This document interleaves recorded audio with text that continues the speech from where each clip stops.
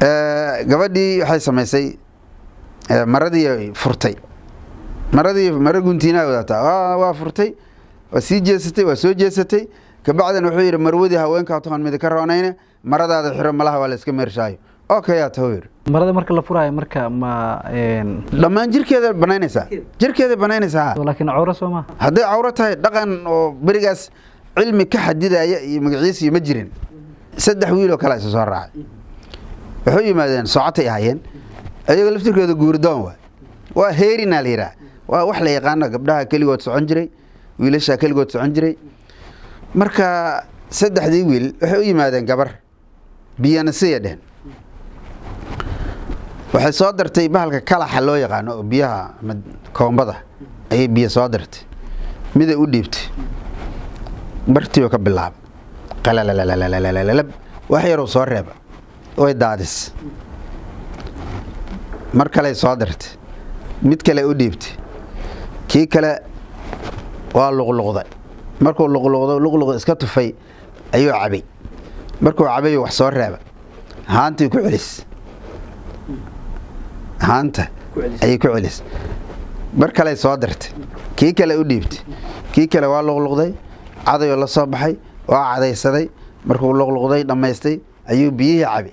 markuu cabay biyihii oo soo reebay iyada ayaa cabtay saddexdoodu waa imtixaan waay kana la walaa waay kana waa ninka maarad ugu fiican sidaas ay macnaha u kala saari jireen mar kalena wiila wuxuu yimid gabar markaas inaan kula haasawaan rabaa guuran ka rabaa waxa tiri waxaad ii sheegtaa geel xiradii ma nin hanti la'aan dherga iyo nin hub la'aan dagaalama iyo nin hooy la'aan gam ah oo seexda ii sheegay tiri waa fiiri waa fikray ma hayo yiri maca salaamay maca salaama midna inta u yimid wuxuu yiri tiri wax yar markii ay waalidku wuxuu tiri markii xiduguhu ay soo jeedaan wuxuu tiri markii ilmuhu markay soo jeedaan waalidkuna uu seexdo iimaay tiri xilligaas iimaw hadda iska bax uu fahmi waay marka ilma iyo waalid yaa hor seexda ilmaha hor seexda saddex maalmood la maqnaa markii dambe nin u tago wuxuu inuu gabar asaas ugu tiri markii qorraxda bishu markay dhacdo habeenkii bishu markay dhacdo xiduha la ka soo jeeda u tago markaas saddex maalmood maqneed oo kugu dheeratay su'aashan jawaabteedu yaa ku soo sheegay nin la yiraahdo hebel ay soo sheegay hebel u yeeray tiri hebel markuu u yimid ninkan su'aasha maada u soo sheegay aduu iska baxay tiri ninkii hore iska baxaa la yiri kabacdi isaga la yiraahdo maadaama su'aashiisa ka jawaabtay ada xaq u leh abaalmarinta ada xaq u leh hadii gabadha wiilku u yimaado isagoon la hadlin ayay waxay miisaami jirtay qaabkiisa dhaqankiisa kartidiisa ninnimadiisa wixii soo dhan socodkiisa joogiisa fadhigiisa waxa soo dhan maya macnaha ninka haduu mataqana codkiisa iyo waxyaalahaas iyo maaragtay ayay maaragtay meelo badan laga fiirinaya marka intaas oo dhan mar alla markuu u yimaado ama uu soo socdo ayay waxay ku qabanaysaa kaamarada ku qabanaysaa intaas iskaanay saaraysaa iskaankaas jawaab u soo saaraya marka u yimaado hadii uu lugaha isdhaafsado oo labada lugood inta isdhaafsado saa u istaago waa su'aal hadii uu inta istaago oo mar alla markuu u yimaado haday fadhido iyadoo fadhida hadii u yimaado ee uu lugna dhigto jilib oo dhigto lugta kalena uu saa u taago waa qaab xulashada kamida hadii uu halka inta soo istaago warankiisa ama waran inta badan waran ma waxay wadan jireen warankiisa dhulka saa ugu muto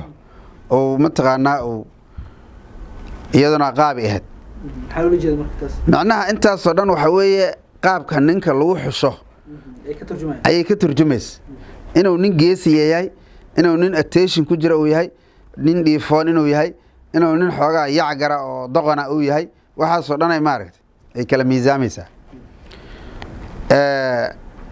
codkiisa ay miisaamaysaa markuu u soo dhow yahay inuu kabihiisa ku jiro iyo inuu soo siibto isagoo cagcad oo meesha yimaado ama gogasha yimaado day habeen tahay intaas oo dhan waa la miisaamaya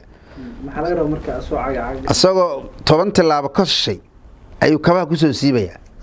sababtu waxa weeye gabadhu gogasha oo jiifto kabaha mala la dul yimaado waa mamnuuc ay ahayd agteed ma loo soo dhaweeyay ma loo soo dhaweeyay markay haasaawaha iyaduna gogasha ay ku fadhido inay dhinacanta u fidiso ay tira ku fariiso mamnuuc ay ahayd inay ama gogasha ka kacdo ama ay gogol kala keento ay u dhigto ayay ahaan jirtay nin baa gabar u yimid maalin raar ay samaynaysay ay dhinac u fidis markaasuu yiri bal u fiirso shay kala faaca lagu fariistaayo tixyaro gabay ku soo daray markaasuu dirin soo dajiday raar yar raarkii u dhigtay iyadoo ag taagan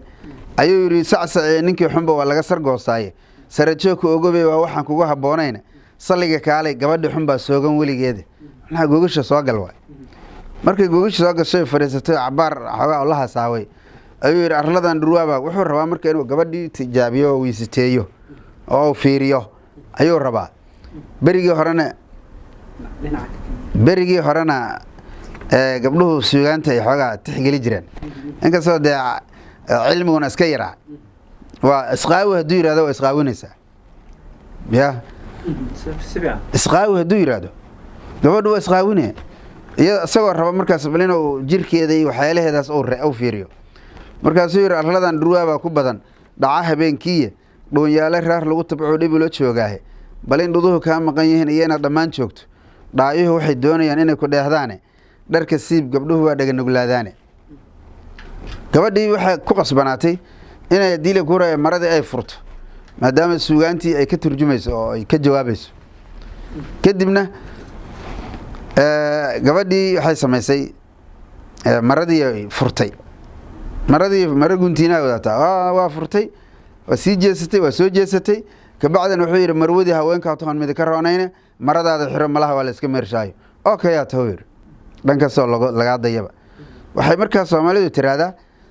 naag marteedaa lagu dhaariyaa ninna magaciisa waxaa laga wadaa naagta hadday marada inaad doonayso oo aad raalli iiga tahay aan isguursano ama jacaylkaaga dhabkaa yahay marada furow leeyahay maraday fura marka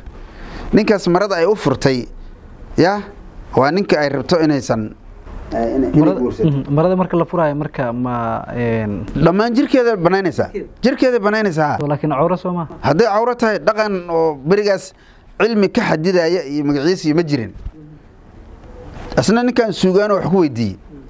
suugaantii rabta inay ka jawaabto oo inay madax adagtay diidaysa